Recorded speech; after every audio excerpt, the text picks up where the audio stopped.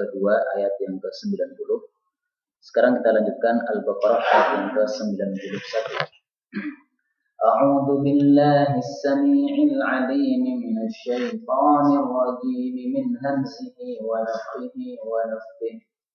Wa idza qila lahum aminu bima anzalallahu qalu nu'minu bima unzila 'alaina قالوا نؤمن بما أنزل علينا ويكفرون بما وراءه وهو الحق مصدقا لما معهم قل فلم تقتلون أنبياء الله من قبل إن كنتم مؤمنين ولقد جاءكم موسى بالبينات ثم اتخذتم العجل من بعده وأنتم ظالمون وإذ أخذنا ميثاقكم ورفعنا فوقكم الطور خذوا ما آتيناكم بقوة واسمعوا قالوا سمعنا وعصينا وأشربوا في قلوبهم العجل بكفرهم قل بئس ما يأمركم به إيمانكم إن كنتم مؤمنين. الحمد لله رب العالمين. اللهم صل وسلم وبارك على محمد وآل محمد. اللهم ارحمنا بالقرآن واجعل هدنا إماما وهدى ونورا ورحمة وذكرنا منه ما نسينا وعلمنا منه ما جهلنا وارزقنا تلاوته آناء الليل والنهار واجعله لنا حجة يا رب العالمين. اللهم فقهنا في الدين وعلمنا تأويل كتابك الكريم. اللهم آتنا في الدنيا حسنة وفي الآخرة حسنة وقنا عذاب النار. يا مقلب القلوب ثبت قلوبنا على دينك ويا مصرف القلوب صرف قلوبنا إلى طاعتك. لا إله إلا أنت سبحانك إنا كنا من الظالمين. وصلى الله وسلم وبارك على النبي محمد والحمد لله رب العالمين. Pada pertemuan yang lalu kita sudah membaca ayat yang ke-90 surat Al-Baqarah yang membicarakan tentang bahwasanya orang-orang Yahudi itu mendapatkan kemurkaan di atas kemurkaan dari Allah Subhanahu wa taala dan mereka dicap oleh Allah Subhanahu wa taala sebagai al-kafirin, orang-orang yang kafir meskipun mereka mempunyai kitab yaitu kitab Taurat, karena kitab Taurat yang mereka punyai ternyata juga sudah mereka ubah tidak sesuai dengan asli yang diturunkan oleh Allah Subhanahu wa taala. Nah, orang-orang Yahudi yang kafir itu ketika didakwai untuk beriman, bagaimana sikapnya? Allah menjelaskan pada ayat yang ke-91. Wa idza dan apabila qila lahum dikatakan kepada mereka orang-orang Yahudi atau orang-orang ahli kitab, aminu berimanlah kalian itu bima anzalallahu dengan apa yang telah Allah turunkan. Qalu maka mereka menjawab atau mengatakan nu'minu kami beriman bima unzila alaina dengan apa yang telah diturunkan kepada kami. Wa yakfuruna dan mereka itu mengkufuri bima wara'ahu dengan apa yang di belakangnya. Yang dimaksud di belakang ini maksudnya adalah setelahnya. Wa huwa sementara dia yang setelahnya itu adalah al-haqqu, kebenaran juga. Musaddiqon yang membenarkan lima ma'ahum terhadap apa yang ada pada mereka, yaitu kitab mereka. Qul katakanlah wahai Rasul sallallahu alaihi wasallam, falima maka kenapakah taqtuluna anbiya Allah, kalian itu membunuh nabi-nabi Allah min qablu sebelumnya, yaitu sebelum Nabi Muhammad sallallahu alaihi wasallam. In kuntum mu'minin jika adalah kalian orang-orang yang beriman. Baik, jadi ringkasnya ayat ini menunjukkan bahwasanya orang-orang Yahudi, orang-orang Bani Israel yang mereka itu menganut kitab Taurat yang palsu itu, kalau didakwai untuk beriman kepada Nabi Muhammad SAW yang membawa Al-Quran, yang dimaksud di sini adalah Anzalallah, yaitu Al-Quran, maka mereka mengatakan bahwasanya iman mereka itu cukup terhadap kitab suci mereka, yaitu kalau orang Yahudi kitab Taurat, kalau orang Nasrani kitab Injil. Sementara kitab selain itu, maka mereka tidak mau mempercayainya, padahal sama-sama datang dari Allah Subhanahu wa taala. Karena itu Nabi Shallallahu alaihi wasallam disuruh untuk mengatakan kepada orang-orang Yahudi yang kafir itu, kenapakah kalian itu membunuh nabi-nabi Allah kalau memang kalian mengaku beriman. Artinya orang beriman tidak mungkin membunuh nabi ya. Kalau mereka mengatakan nu'minu, kami sudah beriman, maka buktikan apa iman kalian. Ternyata buktinya adalah taqtulun, kalian itu membunuh, berarti itu bukan sikapnya orang-orang yang beriman. Sehingga kesimpulan dari ayat ini adalah imannya orang-orang Yahudi, imannya orang-orang ahli kitab itu ditolak oleh Allah Subhanahu wa taala karena keimanan mereka itu tidak ada buktinya, yaitu justru mereka malah melakukan sesuatu yang berkebalikan darinya, yaitu taqtuluna anbiya Allah, membunuh nabi-nabi Allah Subhanahu wa taala. Baik, kemudian dari ayat ini ada beberapa pelajaran yang dapat kita ambil. Yang pertama, ayat ini menunjukkan adanya dakwah kepada orang-orang ahli kitab. Bahwasanya kita sebagai umat Islam itu disyariatkan untuk berdakwah kepada ahli kitab juga. Kebanyakan kita umat Islam itu dakwahnya adalah di tengah-tengah kita saja. Orang yang sudah beragama Islam kita dakwai supaya mau ngaji. Kita dakwai supaya mau bergabung dengan komunitas kita. Kita dakwai supaya mengikuti majelis-majelis ilmu. Itu yang biasa kita lakukan. Nah, satu tugas yang sering kita lupakan itu adalah mendakwahi orang-orang yang non-Islam. Karena di sini dikatakan wa idza qila lahum aminu. Ketika dikatakan kepada mereka, berarti ada yang mengatakan, yaitu orang-orang yang berdakwah kepada Allah Subhanahu wa taala, dan dakwah itu ditujukan kepada ahli kitab. Allah Subhanahu wa taala juga menyebutkan masalah ini secara jelas. Nabi Muhammad SAW sendiri disuruh oleh Allah untuk berdakwah kepada ahli kitab, sebagaimana yang disebutkan di dalam surat Al-An'am ayat yang ke-151. Nabi mengatakan, "Qul ta'alau atlu ma harrama rabbukum 'alaikum." Kemarilah kalian, saya akan membacakan apa saja yang diharamkan oleh Allah atas kalian. Jadi orang-orang ahli kitab diajak oleh Nabi SAW, ta'alau. Tapi memang ayat ini tidak jelas yang disuruh adalah ahli kitab ataukah semua manusia. Maka ada juga ayat yang lebih jelas lagi, yaitu pada surat Al-Ali Imran ayat yang ke-64. Kalau ini khusus dakwahnya kepada orang-orang ahli kitab. Qul ya ahlal kitab ta'alau. Kalimatnya sama, ta'alau, kemarilah kalian, untuk didakwai oleh Nabi SAW. Tapi yang di sini ayatnya khusus ditujukan kepada orang-orang non-muslim ahli kitab. Ta'alau, kemarilah kalian wahai ahli kitab, ila kalimatin sawain, kepada sebuah kalimat yang sama. Bainana wa bainakum, antara kami dengan kalian, antara muslim dengan non-muslim. Yaitu apa? Alla na'budu illallah, bahwasanya kita tidak boleh menyembah selain satu, yaitu Allah. Wala nusyrika bihi syai'a, tidak boleh mensekutukan Allah dengan sesuatu apapun juga. Wala yattakhidha ba'duna ba'dan arbaban min dunillah, sesama kita tidak boleh menjadikan sebagai Rabb atau sebagai Tuhan selain Allah. Ketika turun ayat ini, ada seorang sahabat Nabi SAW yang sudah keluar dari agama Yahudi atau agama Nasrani, kemudian bertanya, wahai Rasul SAW, apakah ada di antara kami yang mengambil Tuhan sesama kami? Kami tidak pernah melakukannya, kata dia.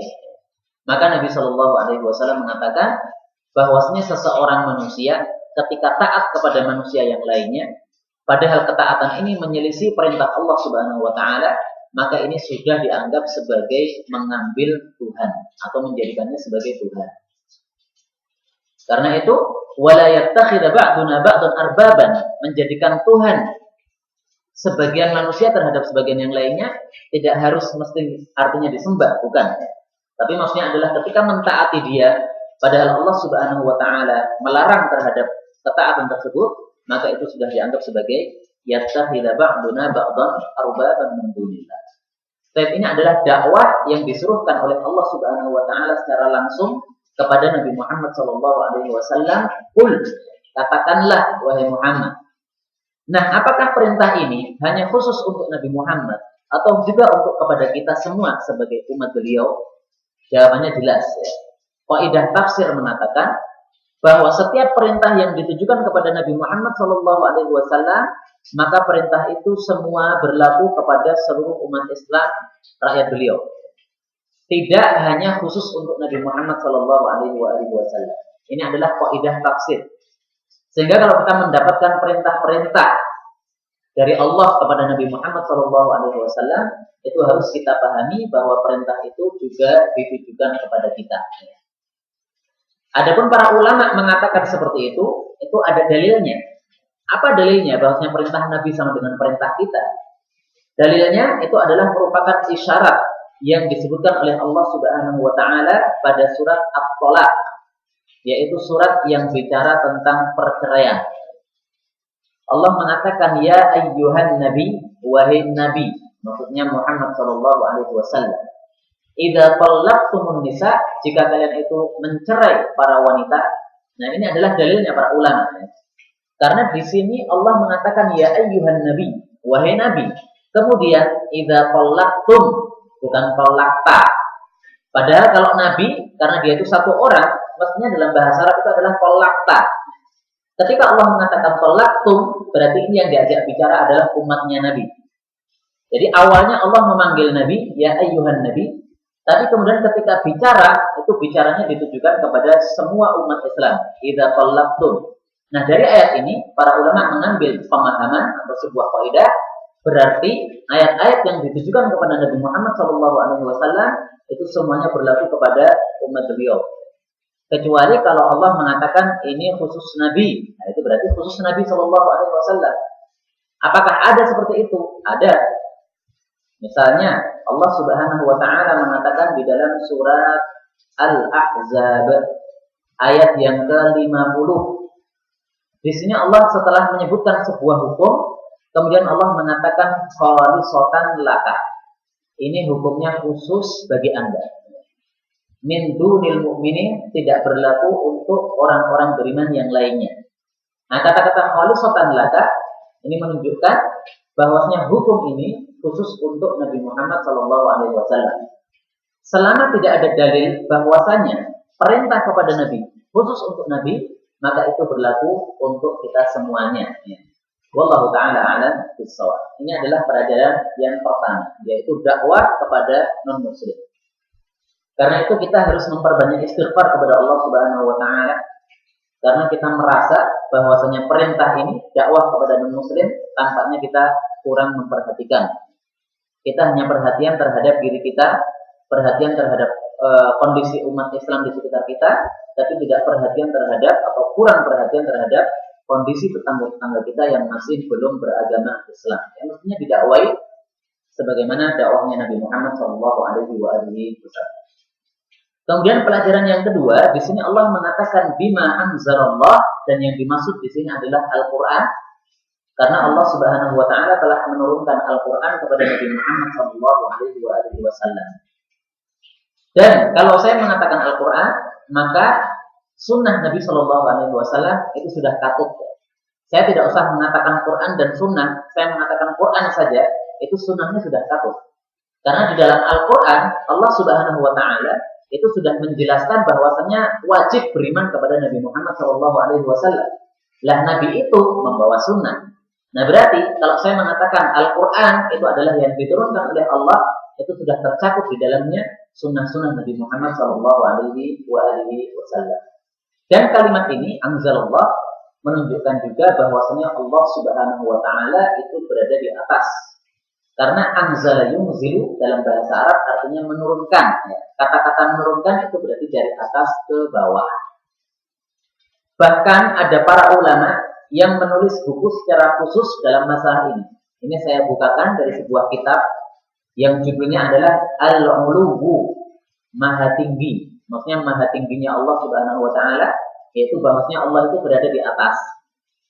Karena sebagian komunitas umat Islam ada yang tidak mau mengatakan begitu. Jangan mengatakan Allah di atas. Jangan mengatakan Allah di langit.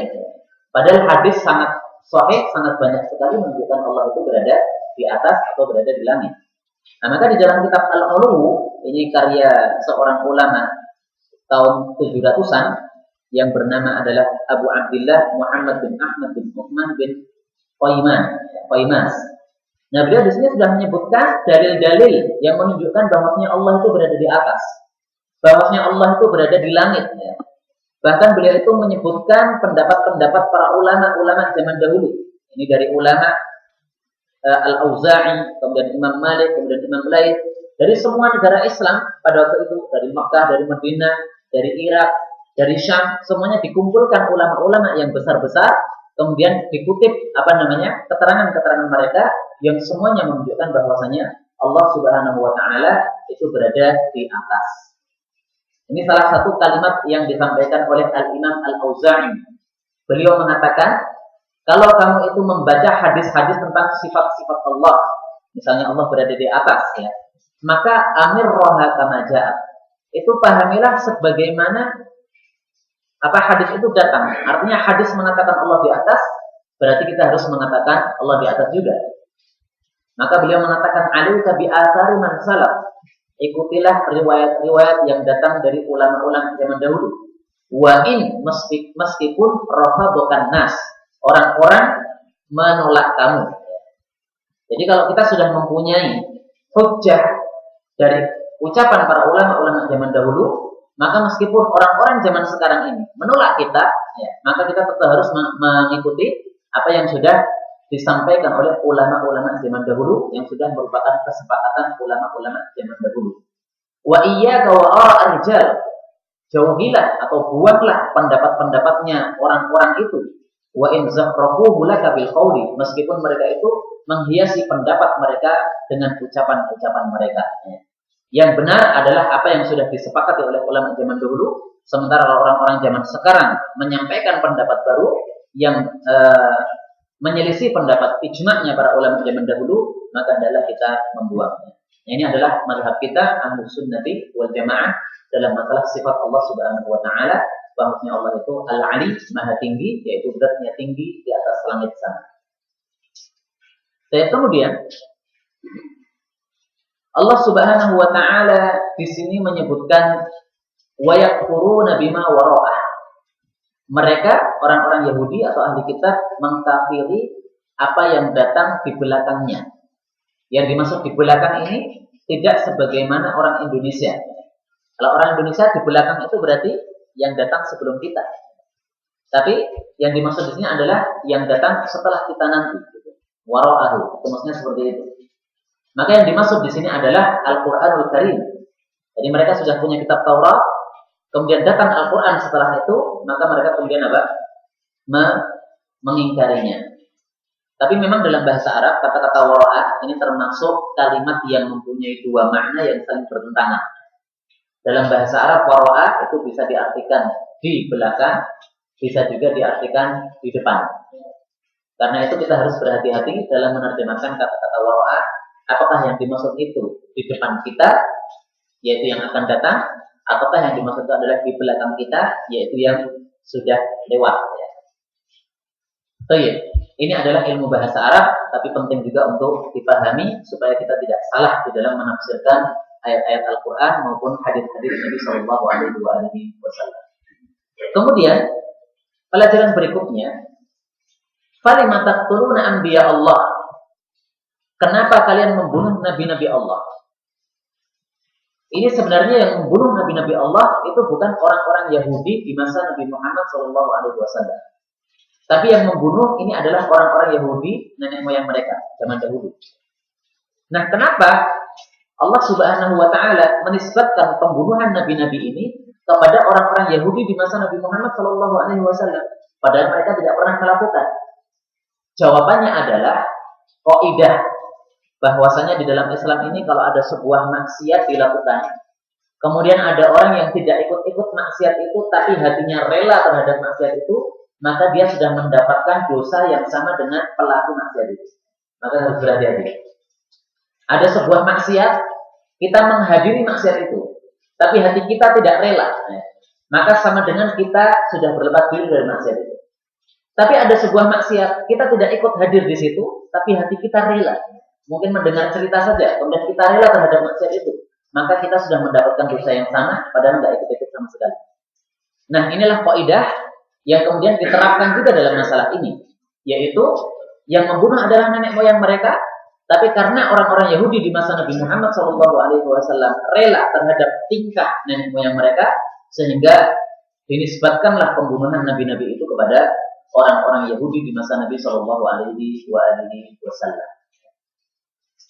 Ada hadisnya sebenarnya, bahwasanya apabila dilakukan sebuah maksiat, kemudian yang menyaksikannya, tapi dia tidak rela, maka dia sudah berlepas diri darinya.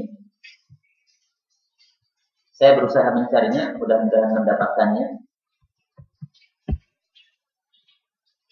Nah ini, hadis diriwayatkan oleh Abu Dawud.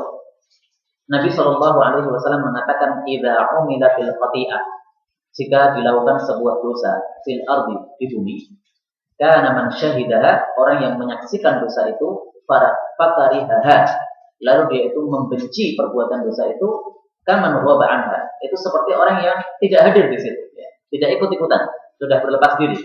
Wa man ghaba anha, tapi yang tidak ikut-ikutan di maksiat itu, faradiyaha, tapi lalu dia rela terhadap maksiat itu, kana kaman syahidaha, dia itu disamakan dengan orang yang menyaksikannya. Artinya menyaksikan dan diam, artinya berarti dia mendapatkan dosa yang sama, ya. Karena Allah Subhanahu wa Ta'ala sudah menyampaikan hal itu di dalam Al-Quran Al-Karim, yaitu di dalam surat An-Nisa ayat yang ke-140. "Idza sami'tum ayatillahi yukfaru biha wa yustahza'u biha."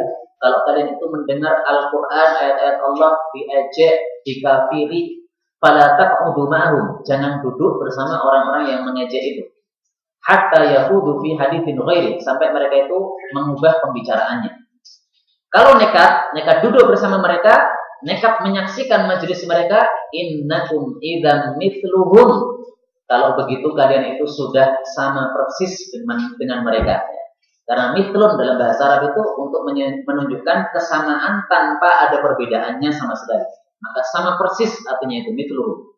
Maka orang yang menghadiri sebuah maksiat dan dia itu tidak membencinya, maka dia sudah sama dengan pelakunya. Ini adalah kaidah di dalam agama Islam. Maka kita harus berhati-hati ketika kita melihat sebuah maksiat di sekeliling kita, dan kita harus memperbanyak istighfar. Permasalahan masyarakat ini. Iya. Termasuk pemilu itu maknya atau bukan? Termasuk apa?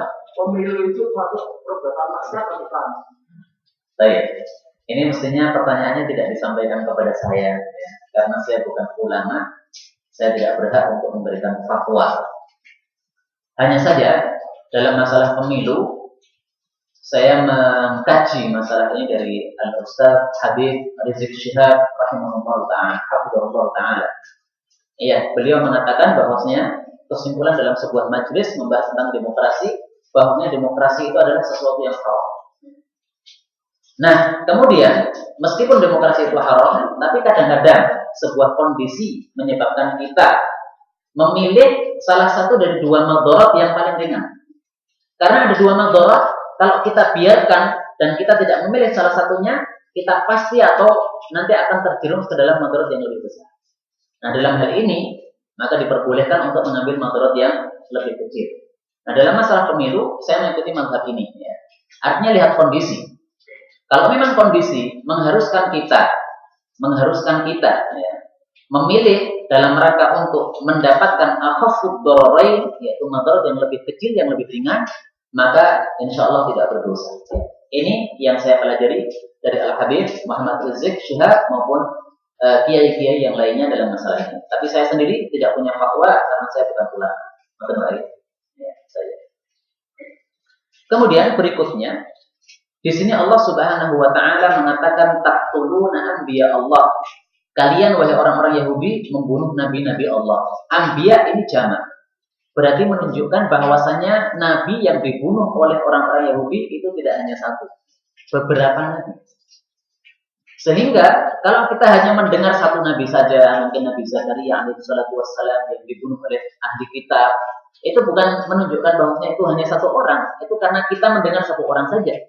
Tapi ternyata banyak sekali nabi-nabi yang telah dibunuh oleh ahli kitab.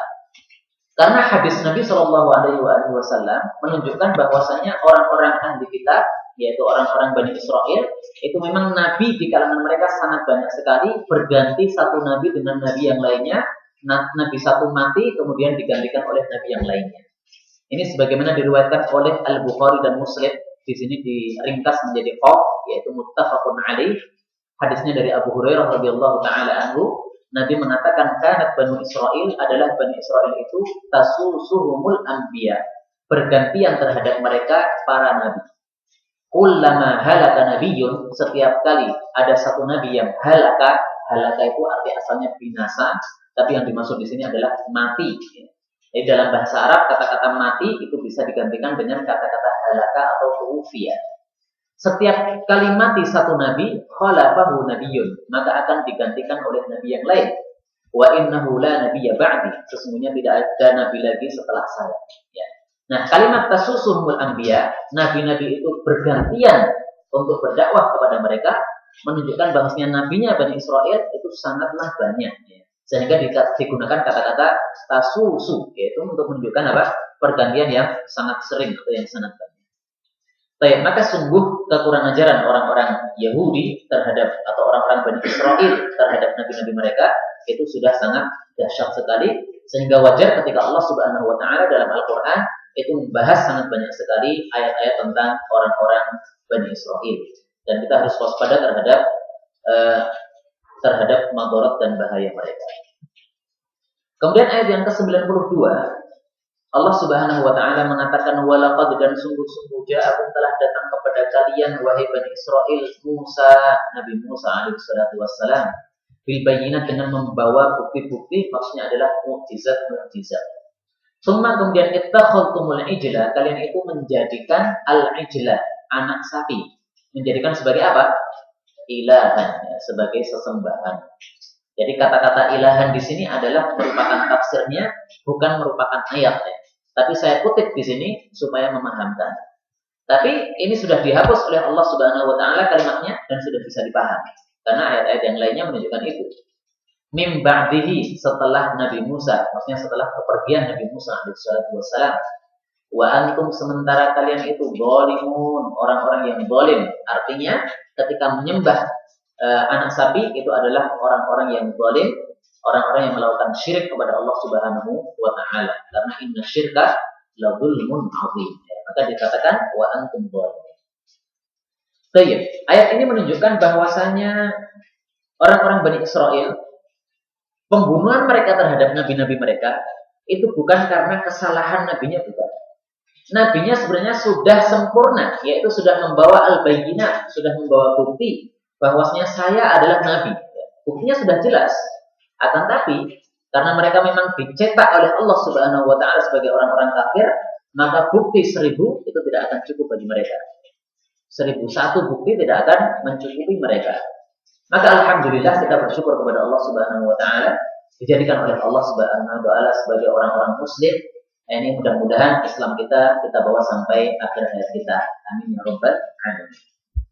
Kemudian dari ayat ini ada beberapa masalah yang akan kita bicarakan. Yang pertama, bahwasanya para nabi itu semuanya membawa al-bayyinah, membawa bukti-bukti, dan fungsinya bukti ini adalah untuk sebagai alasan bahwasanya kalau nanti mereka kafir kepada nabi yang datang kepada mereka, maka mereka berhak untuk disiksa oleh Allah Subhanahu wa taala. Sehingga bukti yang dibawa oleh para nabi itu pasti bukti yang tidak bisa dijawab lagi. Artinya bukti yang sudah tidak mungkin orang itu membawa alasan lagi untuk kafir kepada Allah Subhanahu wa taala. Maka pasti bukti yang dibawa oleh nabi itu akan disesuaikan dengan masanya. Nabi Musa alaihissalatu wassalam pada masa itu yang ilmu yang paling populer adalah ilmu sihir. Sehingga bukti yang dibawa oleh Nabi Musa alaihissalatu wassalam adalah sebuah ilmu yang mengalahkan seluruh ilmu sihir itu. Sehingga tidak mungkin lagi orang beralasan bahwasanya Nabi Musa adalah bukan nabi. Bahwasanya Nabi Musa alaihissalatu wassalam itu adalah orang yang bohong, tidak mungkin. Nabi Isa alaihissalatu wassalam demikian juga. Ilmu yang dibawa oleh beliau, bukti yang dibawa oleh beliau itu adalah sesuai dengan ilmu yang tersebar di masa beliau. Demikian juga Al-Qur'anul Karim itu akan sesuai dengan seluruh masa, karena Al-Qur'anul Karim sampai hari kiamat. Karena itu Nabi Shallallahu Alaihi Wasallam menyampaikan dalam hadisnya tentang masalah mukjizat Nabi. Beliau mengatakan, "Ma minal anbiya'i min nabiyyin." Tidak ada satu nabi pun dari nabi-nabi illa wa qad u'tiya minal ayat, kecuali dia itu sudah diberi bukti-bukti atau mukjizat-mukjizat yang berupa mithluhu, yang semisalnya itu amana alaihi bashar, yang manusia itu bisa beriman berdasarkan dia. Artinya sudah cukup untuk menjadi alasan manusia itu wajib beriman. Tidak punya alasan lagi orang itu kafir kepada nabi yang datang yang sudah membawa al-ayat itu. Itu adalah ciri khas mukjizat yang dibawa oleh nabi, yaitu sesuatu yang kalau manusia melihatnya amana alaihi bashar, manusia itu pasti beriman terhadapnya.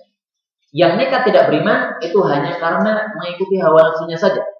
Kalau dia mau mengikuti akalnya, maka dia pasti sudah beriman kepada Allah Subhanahu wa taala.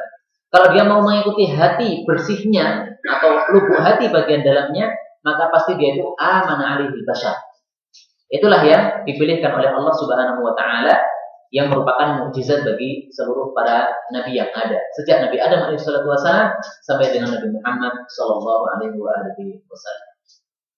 Kemudian pelajaran yang kedua, kita ketahui di sini bahwasanya orang-orang Bani Israel itu menyembah al-ijla, anak sapi, itu kapan? Min ba'dihi, setelah perginya Nabi Musa alaihissalatu wassalam. Artinya Nabi Musa alaihissalatu wassalam selama masih berada di kalangan Bani Israel, maka Bani Israel itu tidak berani kurang ajar, kurang gawean, enggak berani. Tapi begitu Nabi Musa alaihissalatu wassalam pergi, baru mereka berpikir bagaimana supaya melakukan penyelesaian terhadap Nabi Musa alaihissalatu wassalam. Nabi Harun masih ada, tapi nggak cukup. Harus ada Nabi Musanya. Nah, inilah yang disampaikan oleh Nabi Muhammad SAW, bahwasanya ada manusia-manusia yang memang dicetak oleh Allah Subhanahu Wa Taala sebagai kunci-kunci kebaikan dan sebagai gembok-gembok bagi keburukan. Termasuk Nabi Musa alaihissalam. Nabi SAW mengatakan dalam hadis yang sahih, Indallahi khazain al-khairi wasyarr. Allah itu mempunyai gudang-gudang kebaikan dan gudang-gudang keburukan. Mafatihuha, kunci-kuncinya ar-rijal, adalah manusia. Jadi ada dua manusia. Ada manusia yang membawa kunci kebaikan, kalau dia datang kebaikannya jalan. Kalau dia lenyap kebaikannya tidak ada. Sebaliknya ada orang yang membawa kunci keburukan. Kalau dia ada keburukan jalan. Dia lenyap, keburukan juga lenyap. Maka apa kata Nabi? Fatuba, maka sungguh beruntung. Liman ja'alahu Allah, bagi orang-orang yang dijadikan oleh Allah miftahan lil khair, sebagai kunci bagi kebaikan, mirlaqan lisyarri, sebagai gembok bagi keburukan. Wa wailun, sungguh sangat celaka, liman ja'alahu Allah, bagi orang yang Allah itu menjadikan dia miftahan lisyarr, kunci bagi keburukan, mirlaqan lil khair, gembok bagi kebaikan. Ya, hadis ini diriwayatkan oleh At-Tabarani dan hadis ini derajatnya hasan. Hadis ini mengisyaratkan kepada kita hendaklah kita menjadi orang yang pertama, jangan menjadi orang yang kedua. Orang yang pertama adalah miftahan lil khair, sebagai kunci bagi kebaikan, contoh bagi kebaikan, mirlaqan lisyarr, yaitu gembok bagi keburukan. Marilah kita berpikir untuk diri kita masing-masing, ya. Sudah seberapa persen kita bisa mendapatkan manfaat dari hadis ini? Yaitu kita menjadi pionir di dalam kebaikan dan kita menjadi contoh di dalam meninggalkan keburukan-keburukan yang dilarang di dalam agama Islam. Baik, Nabi Musa alaihissalam itu termasuk miftah lil khair, mirlaq lisyarr, gembok bagi keburukan, sehingga ketika gembok itu sudah tidak ada, maka muncullah keburukan-keburukan di kalangan umat manusia. Berikutnya Allah Subhanahu wa taala mengatakan, wa dan ingatlah ketika akhadna, kami sudah mengambil mitsaqakum, janji terhadap kalian. Mitsaq ini adalah janji yang dikuatkan dengan sumpah. Kalau tidak ada sumpahnya, namanya adalah wa'dun, gitu saja, ya. Janji biasa. Kalau mitsaq itu adalah janji yang lebih kuat. Wa rafa'na, dan kami telah mengangkat fawqakum, di atas kalian at-tura, akan gunung itu. Ada yang mengatakan bahwa gunung di sini adalah gunung Sina. Allah Subhanahu wa taala mengatakan ketika mengangkat gunung tadi, "Khudhu ambillah ma atainakum," apa yang sudah kami berikan kepada kalian, maksudnya syariat, yaitu syariat kitab Taurat mereka atau syariat kitab Injil mereka. Mengambilnya itu biquwwatin, dengan kekuatan, wasma'u, dan dengarkanlah, artinya mendengarkan apa yang diwahyukan oleh Allah supaya diikuti. Qalu, mereka menjawab, sami'na wa asaina, ya kami dengar, kami akan maksiat. Dan itu mereka sudah lakukan, yaitu ketika Nabi Musa pergi, maka mereka langsung maksiat. Wa usyribu, dan telah dilekatkan fi qulubihim, di dalam hati-hati mereka, al-ijla, anak sapi, ya. Maksudnya kecintaan kepada anak sapi sudah dilekatkan dalam hati mereka. Kenapa dilekatkan kekufuran ini? Ya, bikufrihim, dengan sebab kekafiran mereka. Qul, katakanlah wahai Rasul sallallahu alaihi wasallam, bi sama jeleklah ya'murukum bihi imanukum, iman kalian itu memerintahkan dengannya. In kuntum mu'minin, jika kalian itu memang beriman sebagaimana dakwaan kalian. Hadis ini, ayat ini menyampaikan tentang kedurhakaan Bani Israel yang lainnya, dan kedurhakaan ini adalah kedurhakaan yang melampaui batas, karena Allah Subhanahu wa taala sudah mengancam dengan mengangkat sebuah gunung. Jadi gunungnya diangkat betul-betul berada di atas kepala. Kemudian Allah mengatakan, ambillah syariat saya dengan kekuatan. Kalau tidak, maka gunung ini akan dirubuhkan dan akan mematikan mereka semua. Begitu mereka melihat gunung itu, maka mereka mengatakan sami'na, kami mendengar. Wa asainanya tidak diucapkan waktu itu. Begitu gunungnya sudah diturunkan, nah asainanya baru diucapkan. Jadi wa asaina ini jangan dipahami bahwasanya mereka mengucapkannya pada saat gunung masih ada di atas, nggak mungkin. Karena kalau mereka mengatakan wa asaina pada saat gunung masih berada di atas, langsung ditempatkan kepada mereka. Tapi mereka nunggu dulu. Gunungnya sudah dibalikkan oleh Allah Subhanahu wa taala ke tempatnya yang asalnya, nah baru mereka mengatakan wa asaina, kami durhaka kepada engkau, kepada Allah Subhanahu wa taala. Nah, salah satu kedurhakaannya adalah menyembah anak sapi, yaitu al-ijlah. Tapi dari ayat ini ada beberapa pelajaran yang dapat kita ambil. Yang pertama, bahwasanya Allah Subhanahu wa taala menyuruhkan Bani Israel untuk mengambil wahyu yang sudah diturunkan kepada mereka, itu mengambilnya biquwah, dengan sungguh-sungguh. Perintah ini berlaku juga kepada umat selain Bani Israel, tapi disesuaikan dengan syariat masing-masing. Untuk orang-orang di Bani Israel, syariat mereka adalah kitab Taurat, kitab Injil. Untuk kita umat Nabi Muhammad SAW, syariat kita adalah Al-Quranul Karim. Maka kewajiban kita adalah khudhu ma atainakum biquwwah, mengambil isi Al-Quran dengan kekuatan, dengan sungguh-sungguh. Maka Allah Subhanahu wa taala mengatakan dalam Al-Quran, ya ayyuhalladzina amanu taqullaha haqqa tuqatih, dengan sebenar-benar takwa, yaitu dengan kekuatan, biquwwatin. Tidak boleh asal-asalan. Ini yang saya cocok, saya mau. Ini saya nggak cocok, saya nggak mau. Mestinya cocok atau tidak cocok harus kita amalkan. Meskinya siap atau tidak siap harus kita amalkan. Mungkin kadang-kadang kita kurang siap karena kondisi masyarakat. Sebenarnya kita dalilnya sudah paham, ya. Kayak gini ini wajib, kayak gini ini haram, kayak gini ini halal. Dan karena masyarakat adalah tidak sesuai dengan dalil, akhirnya kita mungkin mengikuti masyarakat, bukan mengikuti dalil. Nah, ini berarti belum mengamalkan ayat ini. Khudhu ma atainakum biquwwah. Mengamalkan Al-Quran itu adalah dengan kekuatan, dengan sungguh-sungguh. Yang dimaksud kekuatan adalah ijtihad, yaitu sungguh-sungguh di dalam mengamalkannya. Sehingga mengikuti dalil dan meninggalkan masyarakat. Tidak mengikuti masyarakat padahal kita mengetahui dalilnya. Itulah yang dimaksud dengan al-quwwah, yaitu sungguh-sungguh di dalam mengamalkan apa yang sudah diperintahkan oleh Allah Subhanahu wa taala. Dan Nabi Muhammad SAW memuji orang beriman yang mempunyai kekuatan di dalam mengamalkan syariat Islam. Maka Nabi mengatakan al-mu'minul qawiyyu khairun wa ahabbu ila Allah minal mu'minil dha'if. Orang beriman yang kuat itu lebih baik dan lebih dicintai oleh Allah daripada orang beriman yang lemah. Kekuatan yang dimaksud di sini bukan kekuatan badan. Yang dimaksud di sini bukan kekuatan harta, tapi yang dimaksud di sini adalah kekuatan dalam masalah imannya. Ya. Al-mu'minul qawiyyu fi imanihi. Orang yang kuat di dalam imannya. Karena kalau kekuatan badan, kita tidak bisa milih-milih. Ada orang diciptakan oleh Allah sejak awalnya, sejak lahirnya, itu memang dia itu lemah badannya. Suka sakit-sakitan, atau mungkin dia cacat. Nah, orang seperti ini tidak bisa kemudian kita katakan berarti engkau tidak disukai oleh Allah atau kurang disukai oleh Allah. Tidak bisa. Lihat dulu imannya.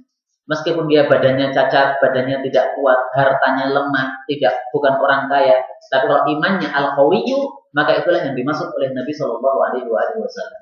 Jadi Nabi tidak bicara harta, tidak bicara dunia, tapi Nabi bicara tentang masalah keimanan atau masalah hati kita.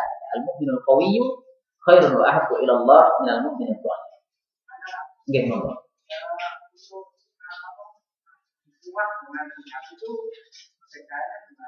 Kuat dengan apa? Jihad. Baik, jihad itu adalah salah satu dari perintah di dalam Islam. Jadi jihad itu adalah satu bagian kecil saja dari ma'atainakum. Jadi jihad itu bukan bikuwah, tapi bikuwah di sini adalah bijtihad, dengan sungguh-sungguh. Artinya kalau mengamalkan jihad fisabilillah itu juga dengan cara apa? Bikuwatin. Maka jihad ini bukan tafsir bagi bikuwah, tapi jihad itu adalah sebagian kecil saja atau salah satu saja dari tafsir bagi ma'atainakum, apa-apa yang sudah diperintahkan oleh Allah Subhanahu wa taala. Baik, kemudian pelajaran yang terakhir karena sudah azan ya, kita juga sampai sekian, bahwasanya Allah Subhanahu wa taala menyampaikan di sini wasma'u, dan dengarkanlah. Menunjukkan pentingnya mendengarkan. Apa yang harus didengarkan? Tentu saja yang didengarkan adalah apa yang datang dari Allah Subhanahu wa taala dan apa yang datang dari Nabi Muhammad sallallahu alaihi wasallam. Karena itu kita harus selalu terus mendengarkan ayat-ayat Al-Qur'an, mendengarkan tafsir ayat-ayat Al-Qur'an, mendengarkan hadis Nabi sallallahu alaihi wasallam dan mendengarkan penjelasan para ulama tentang hadis-hadis Nabi sallallahu alaihi wasallam. Kalau kita menghindari ayat-ayat Al-Qur'an dan menghindari hadis Nabi, tidak mau mendengarkannya, maka nanti kita akan menyesalinya di akhirat kelak. Sebagaimana Allah sebutkan di dalam Al-Qur'an surat Al-Mulk, wa qalu law kunna nasma'u aw na'qil ma kunna bi ashabis sa'ir. Orang-orang yang masuk neraka mereka mengatakan, law kunna nasma', kalau di dunia kami mau mendengar, aw na'qil, atau mau berpikir, ma kunna bi ashabis sa'ir, kami tidak akan masuk di dalam neraka sa'ir. Jadi mendengar adalah sesuatu yang sangat penting. Apa yang didengarkan Al-Qur'an, As-Sunnah. Ayat-ayat Al-Qur'an dan sunnah-sunnah Nabi sallallahu alaihi wasallam dari hadis-hadis yang sahih maupun hadis-hadis yang hasan. Wallahu taala a'lam bissawab. Subhanakallahumma rabbana bihamdik asyhadu an la ilaha illa anta astaghfiruka wa atubu ilaik.